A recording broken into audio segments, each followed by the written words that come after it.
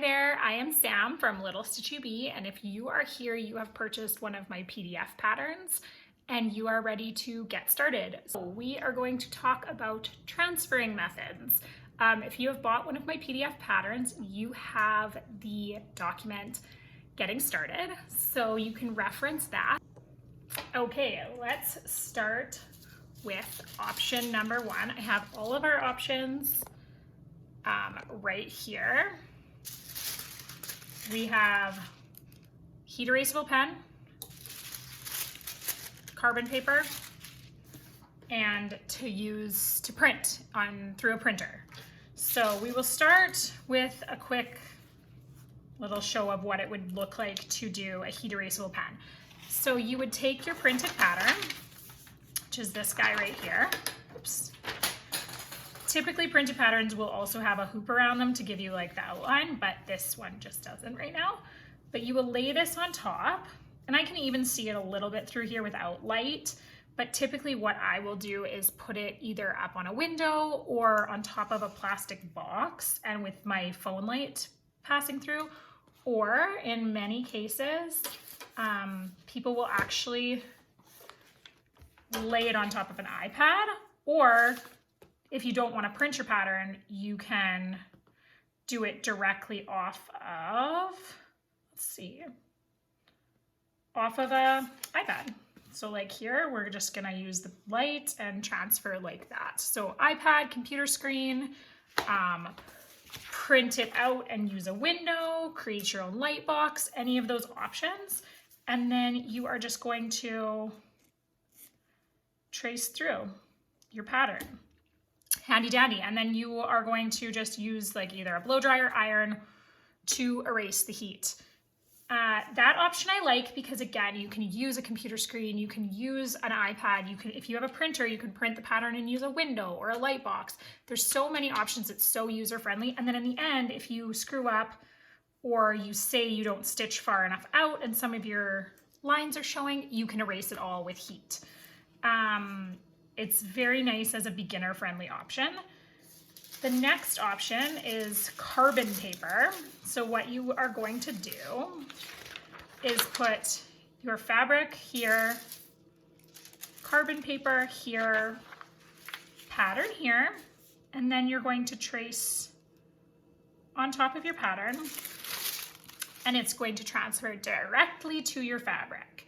Now this one, carbon does come out with a little bit of scrubbing, but it's not as easy to come out and it's not as foolproof that it will come out. So it's a good option. It comes out really clean. You can get like a really crisp line, and I love that because you can get all the details, which I find sometimes when transferring like this with light, it's harder to often see exactly what you're tracing. But again, it has so many options for how to get it on there just using this pen. And then the last option that I'll quickly talk about is using the printer. This one here is actually done on a printer. So what you would do is this is a full sticker sheet. So it comes in an 8.5 by 11 sticker, and I would peel the back off and take a full piece of fabric. So in this case, this one was done.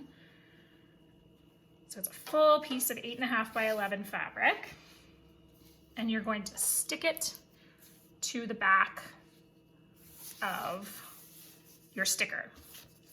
So you have to smooth out all the edges, trim all the way around the sides, and then you've got, your fabric is now basically a hard piece of paper. And then you just slide it in your printer and print as normal, and it comes out beautifully. It's not a guarantee that this ink will wash off. You end up having a decent amount of waste on your fabric because you're using a full sheet of paper for sometimes a small pattern, but especially on more detailed patterns, this is a really nice option. You get all of the details. It's perfect. It's an exact replica of what you've done on your computer. And so all of my kits do come with a printed hoop like this. And those are the 3 options that I wanted to show you guys for transferring your patterns. So you're gonna put your hoop into your fabric into your hoop. So one of my favorite tricks is pinking shears. You would use pinking shears to keep your pattern from fraying. So we're gonna take our fabric, we've transferred our pattern, we're gonna lay it on top of our hoop, take our outer hoop, put our inner hoop underneath, our outer hoop on the top, and we're going to line up our pattern so it's nice in the middle. This is probably my biggest challenge of all time, is finding out where it goes. And then you're going to, see, I still can't get it. You're going to pop this down on top. And then what you want to do is you want to pull all your edges nice and tight. So you're going to tighten your hoop just a little bit and then keep pulling to get it, the tension out. And then as you do that, tighten, keep going, get it nice and tight, and then tighten up your hoop, and then it's perfectly in there. And then this is where the pinking shears come in handy. This is why I like pinking shears. It keeps the edges from fraying. It keeps little pieces of fabric from getting in there. You can buy them on Amazon for, oh, I don't know, $12 to $15. They don't get used a lot, so they don't have to be the most amazing quality. And then I like to just trim, leaving about an inch of fabric. Just give it a little bit. Go all the way around, 3/4 of an inch to an inch around my edges. If you have too much fabric around the edge, you will find it getting caught in your needle, pulled into the back of your hoop. And this way it is nice. And then when you're ready to close your hoop, you can pull it tight. It's all ready to go. And that is it. Our next step is we're gonna start stitching.